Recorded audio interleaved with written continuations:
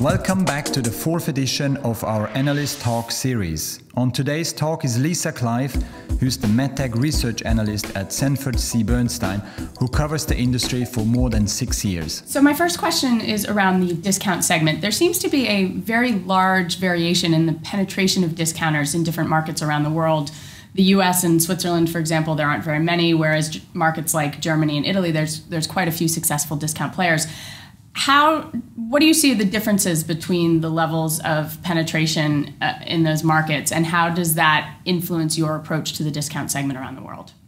There are two different types of characteristics which at the end determine if in a specific market you have a higher percentage of discounters versus other markets. One are the typical market characteristics. If you take, for example, the US or also Switzerland, the treatment procedure to replace a tooth are relatively high, which means that the importance of the price dentist pays for an implant or an abutment or a combination is less significant as a percentage of the total treatment cost compared to countries like, if you take Korea as an extreme example, you have, a third or a fourth of the treatment costs compared to the US, and obviously there the material cost, the costs the dentist has to pay for the implant and the corresponding parts is much higher. Secondly, you have countries like the US where the whole legal aspects are of importance. You want to make sure that actually you use the best available implant or the best available parts to avoid any type of legal involvement in the future. The type of market in terms of referral against generalist markets is also of importance. In markets where you have a large part of the implants or the larger part of the implants placed by specialists, tendentially you have a higher percentage of premium products because the specialists, they like to actually safeguard the reputation of their practice. Because implantology is the key part or one of the key parts of their practice, whereas a general practitioner, implantology is just a minor part of the whole practice compared to all the other work he or she does. So the specialist has a much higher interest in actually using the absolutely safest and best product compared to the general practitioner. So these are a couple of aspects.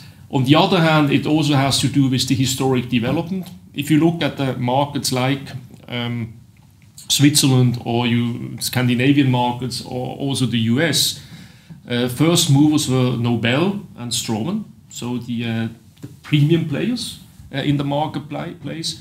Whereas if you look at markets like Korea or also Brazil, 2 out of the 3 largest markets worldwide, the first movers in these markets were local companies.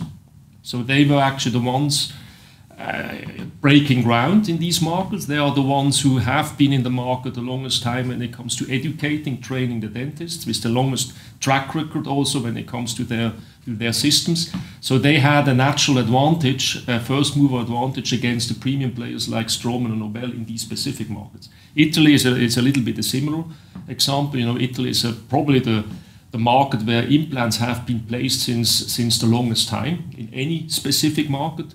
In Italy, you've already found implants back in the 50s, 60s, local companies, national companies, so they were the ones who generated the markets. My second question is, could you explain your rollout strategy for Neodent in the US market, and specifically where you see the real opportunity is? And then the third part of that would be, if it is a challenging launch, at what point would you decide to instead just focus on your core Straumann brand? Now, the US is the largest dental implant market worldwide in terms of value, but also in terms of volume, together with the US with 2.5 million implants per year. Obviously, the percentage of the market which is in the hand of value players is relatively small compared to markets like Korea, I mentioned before, or also Italy or Spain. However, our assumption is that today roughly 25 to 30% of the market is already in the hands of the non-premium players, which translates into a market potential of 750 to 800,000 implants. So it's a huge market in terms of volumes we can go after with a value brand like Neodent in the US. So it's the potential of the market out there, and we also see that in the US, the percentage of the market share in the hands of these value players is increasing over proportionally to the total market. My last question is regarding M&A. Your largest competitor was recently acquired by a large US general dentistry player. Do you think Straumann can remain an independent company, or do you think you would be better off over the longer term as part of a broader general dentistry platform?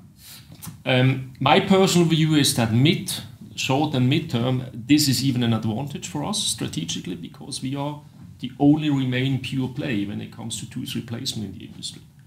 And we are the only company fully dedicated to develop products and solutions for our customers, dentists and labs when it comes to replacing teeth.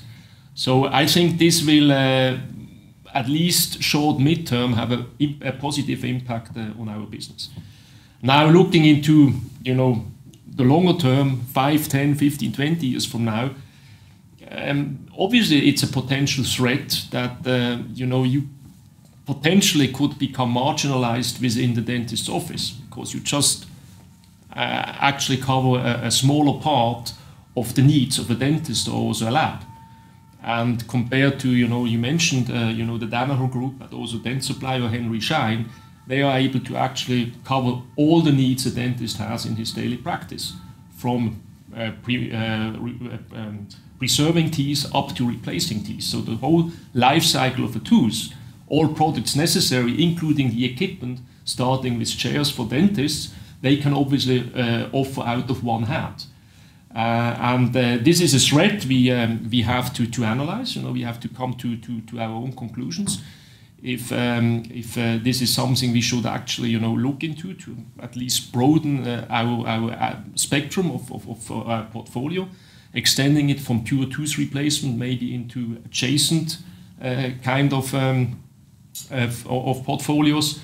But today I cannot give you an answer how the world will look like in 10 to 15 years. Again, mid-short term, we believe it's an advantage. Longer term, it could be a threat. Thank you for watching, and we hope to see you again in 2015 for our 5th edition. Straumann will be back with its full year results on February 26. If you'd like to meet our executives in between, please check out our investor relations website.